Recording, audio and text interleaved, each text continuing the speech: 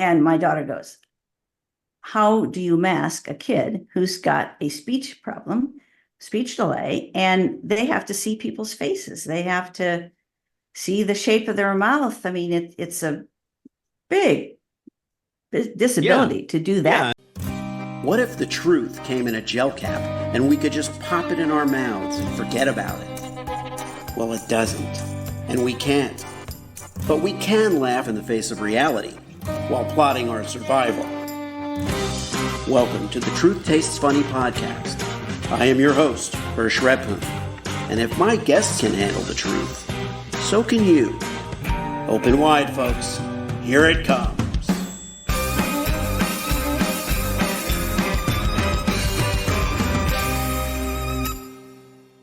My guest today on Truth Tastes Funny is Carol LaBov. Carol is half owner and strategic marketing company LaBov, which she and her husband Barry founded in 1981. And what we're here today to talk about is her children's book, The Cave Boy Who Would Be President, which is based on her grandson Cooper and his speech disability, which was overcome through love, acceptance, working with family, patience, and she wants to really drive home the fact that such obstacles in life can often be overcome with the right amount of acceptance and love and patience. So, Carol, welcome to Truth Tastes Funny. Hello there. Do I get to try a taste of funny, or maybe it's a taste of truth? It's both. You get. I think the notion with the show was that it takes both things. Mm-hmm. It takes humor to deal with the truth, mm-hmm. and it takes truth in order to extract humor from the truth. So I think they're both true. Yeah. But tell us a little bit about the origin of the book. Okay. Well, so I have two grandchildren. And the first is Grayson, and he is now 9, soon to be 10. And he was born, and he definitely didn't have a speech delay or anything. He's a Tuckarama kind of a kid, and we saw that right away. He had various issues, maybe didn't like the way to chew properly, things like that. But it wasn't anything that was, prohibitive of his development or interaction with people. And then Cooper came along, and he is now 6, soon to be 7. He's in kindergarten. And when he came along, we immediately kind of thought, well, he's not really talking, but at least he's grunting. Yeah. So, he would like point at something and go, And hence my husband, who is a marketing guy after all, thought of the name Cave Boy. And he thought, he's like a little cave boy. And so I thought, oh, yeah, he kind of is. So that I didn't write the book until Cooper was at least maybe 3, I think. Uh-huh. And because there's pictures all through the book of him, in a stroller, him sitting beside his brother. And we got the idea of the cave boy. And so we put him in the book, he's like wearing a sarong that's like Fred Flintstone, Mm-hmm. It's very indicative, memory of that. And so we kind of thought, God, what is this that he's got? We'd never had any kind of training or thoughts about what speech, is or a delay does. My son, Alan, who is now 26, he had a little speech thing, like a lot of kids do, can't pronounce the word F or, mm-hmm. That kind of thing. And so but after 2 weeks of speech training, he got over that really quick. But with Cooper, as my daughter said, she immediately began to try and search out resources because she knew he wasn't developing correctly with his speech. It wasn't like the pediatrician had much input. You think your pediatrician is going to give you some guidance or whatever, but basically it was, he'll get to it sooner or later, and it wasn't that. So there's something in Indiana that's called step 2 kind of thing. And so she contacted them, and until they're like 2 years old, they can get this. I think once they reach 3, then they age out at that point. Mm-hmm. So she would come to the house, and it is provided by the state of Indiana. So it's paid for, You don't have to put out a lot of money for it. And I remember the lady came to the house with a big bag of toys and a big suitcase. And Yeah. she'd haul out these animals and these, little toy things. And she would say, okay, Cooper, say blue. And it was like, okay. And, he quickly grew tired of it, but, he worked as good as he could. But, attention span was just slow. And then when he aged out of that, he went into a preschool, and it was, a Christian church preschool, and he got more help there. But we could see early on that the children, and Cooper would say this, they don't want to play with me because, I don't talk right. They can't understand me. And Right. so What that would was, what was he, Carol, able to verbalize? In other um, words, yeah, for him, it was alliteration, or it was putting sounds together like a SCH and, mhm. T's and D. He didn't put the sounds together. So then it developed into more of a stutter, a hesitation where he would go, I, I don't, that kind of, or a lot of times when they're that age, it's me, And me. what about writing? I just saw some writing last night that he's Hmm. done in kindergarten, and it's amazing. He is very clear with his words are formed, the letters are formed perfectly. So way back then, we thought maybe he should get, as opposed to writing, he would get, what's the speech where Speech they do with the pathologist hands? Well, she would, yeah, and or sign language? sign language. Yeah. And she did. The next speech therapist that came to the house, or he worked with, did sign language, some of that. And that Hmm. works to an extent, That again was provided by the school. The school still had a program that Laura could enroll him in. And then there's another program at the hospital, the local hospital, which have, licensed speech therapists. And Laura told me that she felt they were the best help. They made the most progress with him. But of course, a lot depends on what insurance you have when you get to that point. So it was rather expensive.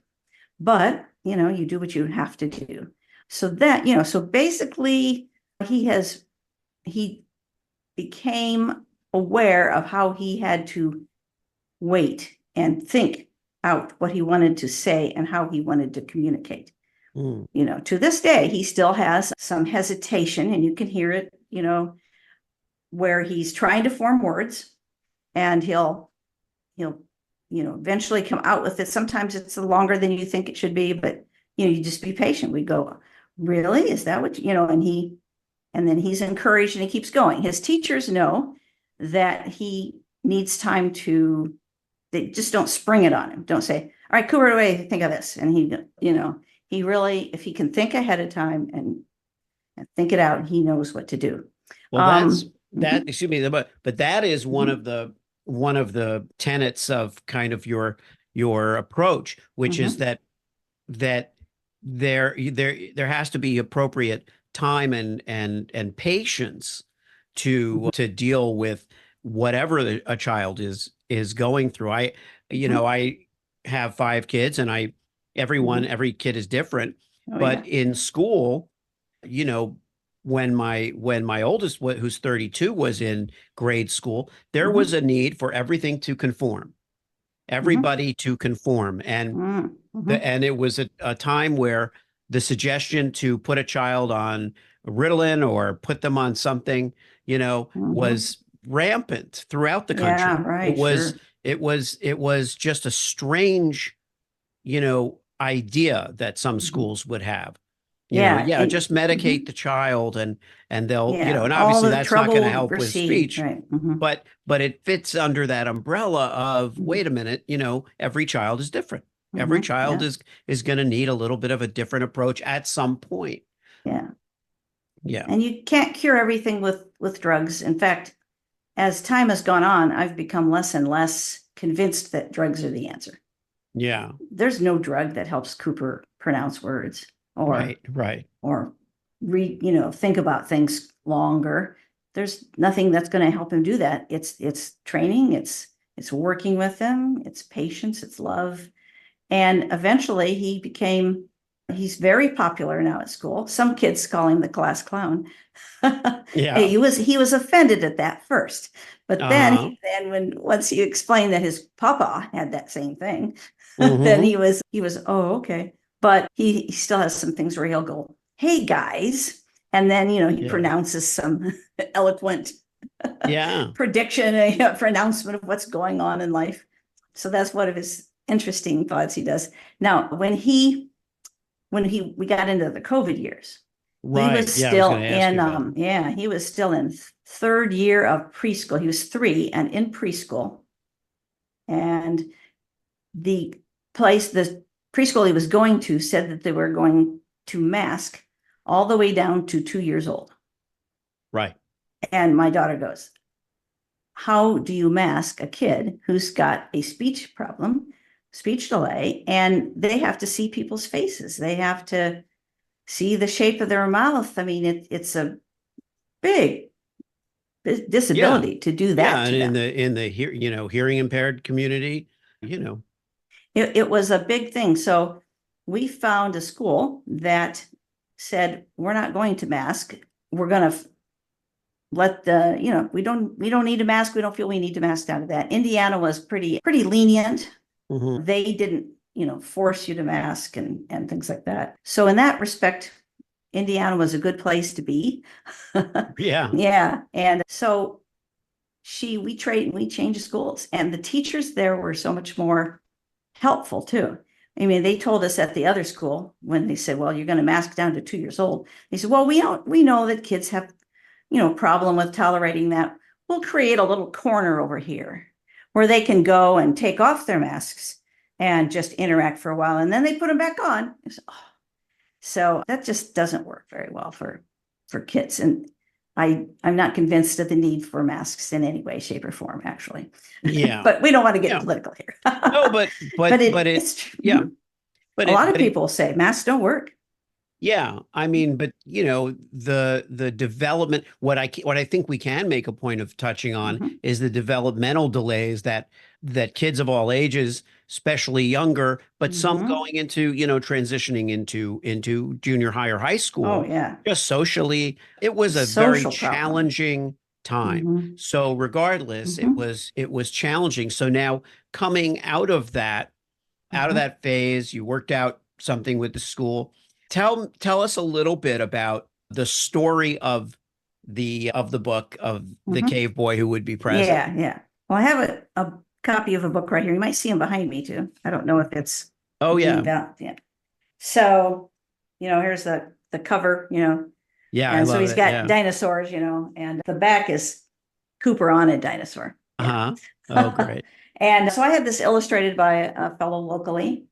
And so, we just go through, when Cooper was born, he had everybody always thinks when they look at their child, they go, he's going to be president of the United States someday, or Hmm. she. Right, right. And so that's people looking up, yeah, us, me, Yeah. and our dog. But you think that, okay, well, then as time goes on, you go, how can he be a president if he can't talk? I Hmm. don't. But so he, you know, look at the dogs going by. Not a dinosaur, really, but and Yeah, yeah. our dog's name was Lola, and so he would say Wowa. And so basically, as he grew, he and this is Grayson. He's a good talker. All right, so and the speech therapist said, "Oh, and here's him pointing at something, going ee and ooh, Hmm. yeah." When he'd say juice, it'd be oos, and Right. it made it very difficult for Papa and Nana. And this is my husband delivering a cake in the hopes that this is what he wanted. Maybe this is what he said, Yeah, that kind of yeah. thing. And people are lined up behind. So, you were grasping for how to understand him. And yeah, I think the speech therapist said, well, maybe he's just a late bloomer. And Hmm. this is what the plants are falling, and so that's one of the things you think, well, is he just a late bloomer? And as it went on, we thought, well, at least he's a good listener. Right. Yeah, we talked. This is what we talked about in our other conversation. Yeah. The idea of a politician Yes. being a good listener. Yeah. Right. Go And on. don't we need that today? Yes. A politician who's willing to listen to the people he governs. So as he grew older, he eventually became, well, he used sign language and body language. He was imitating, we had doves that took up residence on our patio. And so he was talking about the egg and that they were but eventually we thought bribery, no, that didn't work. But he became, well, you can have this big candy bar if you say this. But as you can see, he went to school and then his brother wasn't there to talk for him or anything. And he became the kid that was very quiet. And he raised his hand and he has something to say then. And in fact, his teachers to this day say, they tell him what he's, do you want to do this? And if he raises his hand, they know they can call on him. Yeah. Other than that, he's not ready, And so he eventually becomes class president. And then he became the politician who listened. Yeah.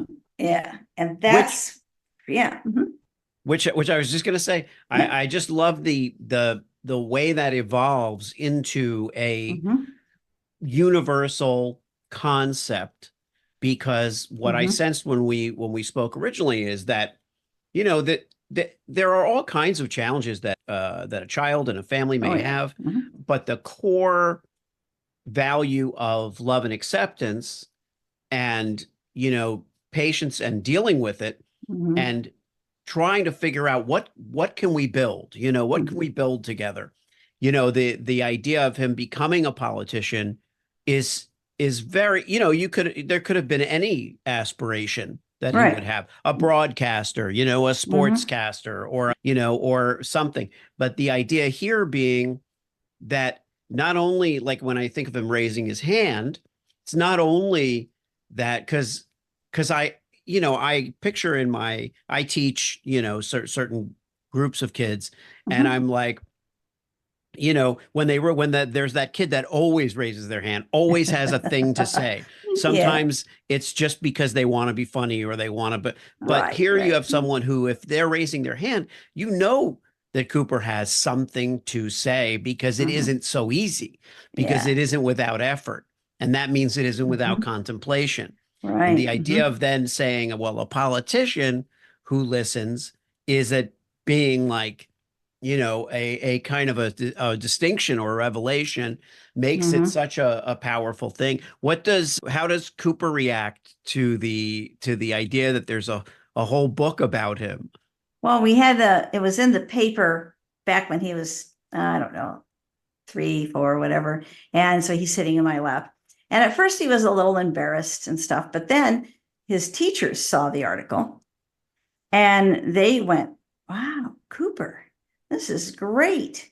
And so he kind of got a little bit of a celebrity. And now his brother wants a book about him.